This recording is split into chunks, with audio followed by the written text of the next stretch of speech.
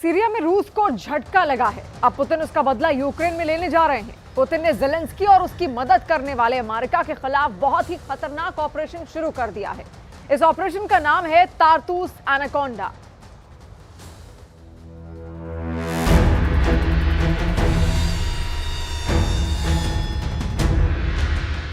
तस्वीरें सीरिया की हैं, लेकिन खबर यूक्रेन की है। सीरिया में गुजरता फौज का यह काफिला यूक्रेन के आखिरी मोर्चे को तबाह करने के लिए बढ़ रहा है।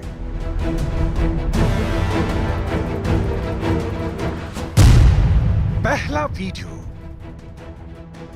दूसरा वीडियो, तीसरा वीडियो, चौथा वीडियो, पांचवा वीडियो। एक एक वीडियो में ज़ेलेंस्की पर टूटने वाली वो आफत छुपी हुई है जिसे पुतिन का मिशन एनाकोंडा कहा जा रहा है। मिशन एनाकोंडा यानी ज़ेलेंस्की को जकड़ने वाला वो युद्ध जिसमें सीरिया वाली आफत अब यूक्रेन पर टूट पड़ेगी। पुतिन की ये फौज सीरिया से निकल रही है, लेकिन अब ये गारंटी है कि यही फौज अब पुतिन यूक्रेन में तैनात करेंगे। यानी मतलब साफ है, यूक्रेन के युद्ध में किसी भी वक्त हार का ऐलान हो सकता है। और इसी से बचने के लिए ज़ेलेंस्की ने पुरानी तरकीब निकाली है जिसको वो बार बार रूस के खिलाफ इस्तेमाल कर चुके हैं। ज़ेलेंस्की ने पुतिन के खिलाफ फॉर्मूला नंबर 101 अपनाने का फैसला किया है। फॉर्मूला नंबर 101 क्या चीज है और ज़ेलेंस्की को इससे क्या फायदा होगा, बहुत गौर से देखिएगा। ज़ेलेंस्की ने पुतिन के मिशन एनाकोंडा से बचने के लिए 5 देशों और एक मिलिट्री गठबंधन से भीख मांगने वाली रणनीति अपनाई है। यूक्रेन के युद्ध में यह रणनीति ऐसी है जो ज़ेलेंस्की का फैसला हार बचाने की जगह युद्ध भड़काने वाला फैसला बन सकती है। इस वक्त यूक्रेन के मोर्चे पर बहुत आग है और ज्यादातर आग पुतिन की सेना उगल रही है।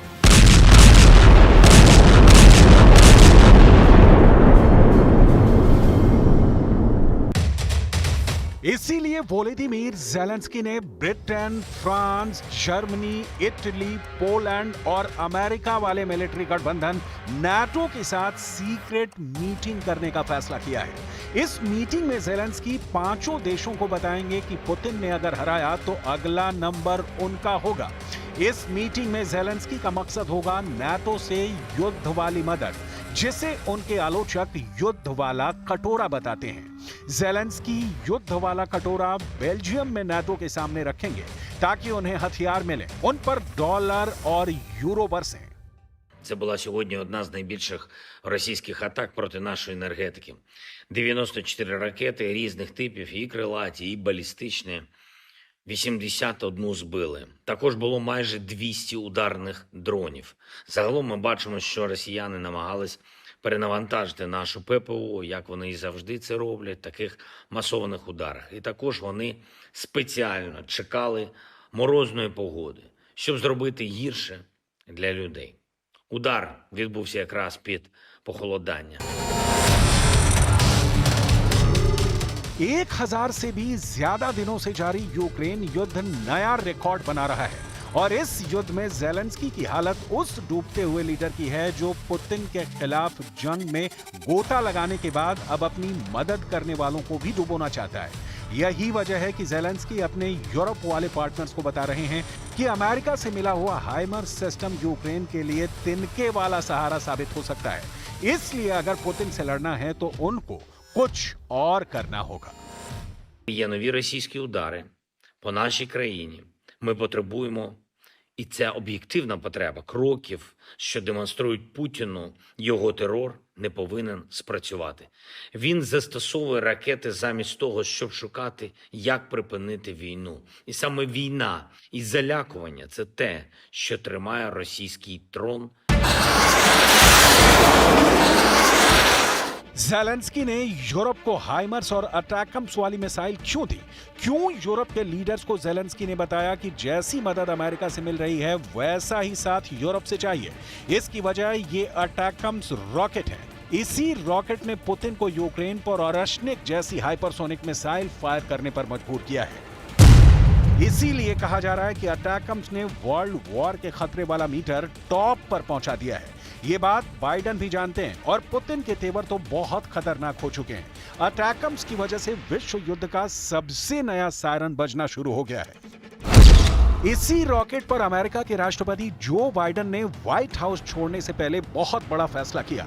जो वादा बाइडन ने यूक्रेन जाकर ज़ेलेंस्की से किया था, बाइडन ने वो वादा निभाया है, लेकिन साथ में पुतिन का गुस्सा भी भड़काया है।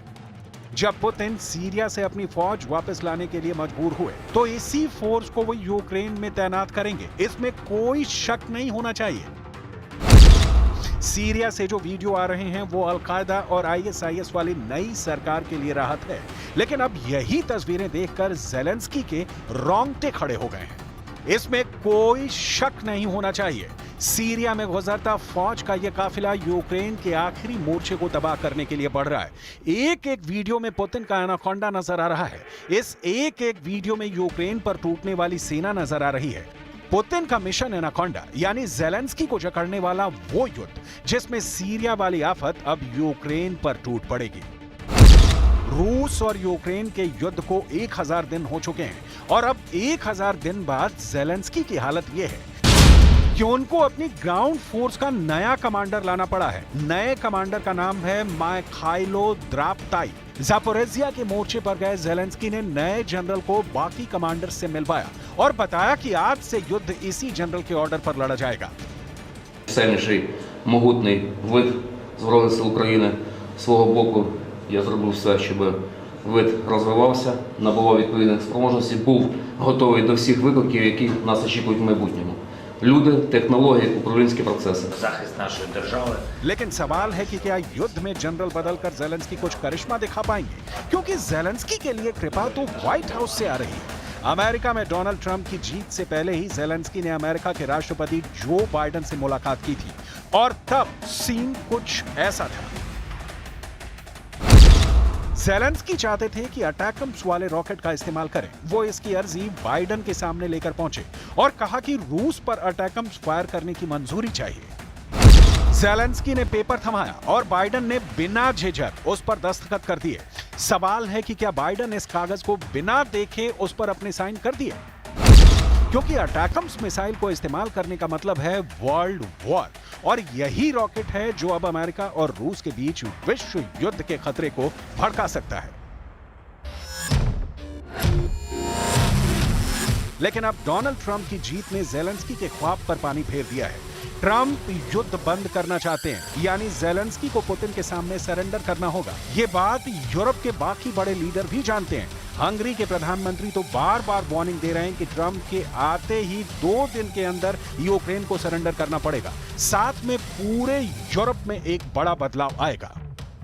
De aztán már nyugodtabb vizek várnak bennünket, mert amint az amerikai elnök hivatalba lép, ez a fordulat, amiről én beszélek, ami az egész nyugati világban meg fog történni, ez ki fog bontakozni a szemünk előtt. És nem kell erre várni, csak 1-2 napot 20-a után, mert úgy látom, hogy Amerikában egy repülőrajtot vesz majd az új adminisztráció. A számunkra is legfontosabb kérdésekben olyan változások állnak ott be. Hungary के प्रधानमंत्री ने Putin को लेकर आगाह किया है। वो इसलिए क्योंकि पुतिन ने सीरिया के बाद किसी गलती की गुंजाइश नहीं छोड़ी है। 24 घंटों के अंदर रूस ने बहुत बड़ा फैसला कर दिया है। यूक्रेन युद्ध को लेकर पुतिन की परमाणु फोर्स पहले से सुपर एक्टिव है। हालात ऐसे बन चुके हैं कि एक तरफ पुतिन है, दूसरी तरफ नाटो है और अब बीच में वर्ल्ड वॉर के साथ परमाणु धमाके का खतरा सताने लगा है। यूक्रेन में तेज हो रहे पुतिन के हमले बता रहे हैं कि पुतिन का परमाणु मिसाइल वाला गुस्सा पूरे यूक्रेन को ही नहीं, पूरे यूरोप को जला सकता है। रूस के हमलों से साफ है कि पुतिन का गुस्सा बहुत खतरनाक है। ये युद्ध ज़ेलेंस्की के हाथ से निकल चुका है। ये बात बाइडन और उनके साथी देश जानते हैं।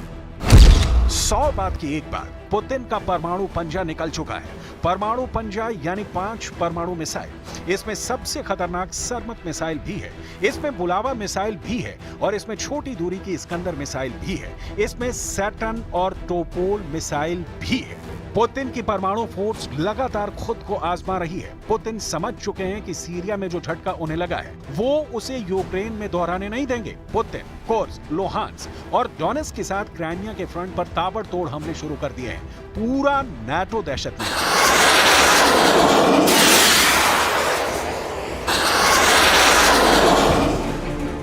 पुतिन के लिए आग उगलने वाली एस्टोनिया की पूर्व प्रधानमंत्री काया कैलास अब चाहती हैं कि रूस क्रिसमस वाला सीज फायर कर दे। काया कैलास अब यूरोपीय संघ में विदेश मामलों की उच्च प्रतिनिधि हैं। वो भी जानती हैं कि फ्रांस और ब्रिटेन से लेकर यूरोप के हर देश में रूस की न्यूक्लियर फोर्स की चर्चा हो रही है। Well, Russia can stop shelling Ukraine, and voila, there is no war. So if they are talking to Russia that they would stop the shelling for Christmas or any longer period, I think this is positive. आप समझ सकते हैं कि Putin को लेकर पूरे Europe पर कैसा प्रेशर है, क्योंकि पुतिन की मिसाइल के टारगेट पर नाटो का हर बड़ा शहर है। और इस बात को समझना जरूरी है कि पुतिन की धमकी को हल्के में लेने की गलती वर्ल्ड वॉर को दावत कही जाएगी। इसलिए युद्ध को लेकर पूरी दुनिया में जो अंगारे देखने को मिल रहे हैं उसमें यूक्रेन का अंगारा गाजा और सीरिया से भी खतरनाक है। इस जंग में बार बार बताया जा रहा है कि रूस के परमाणु हथियार लगातार एक्टिव बने हुए हैं।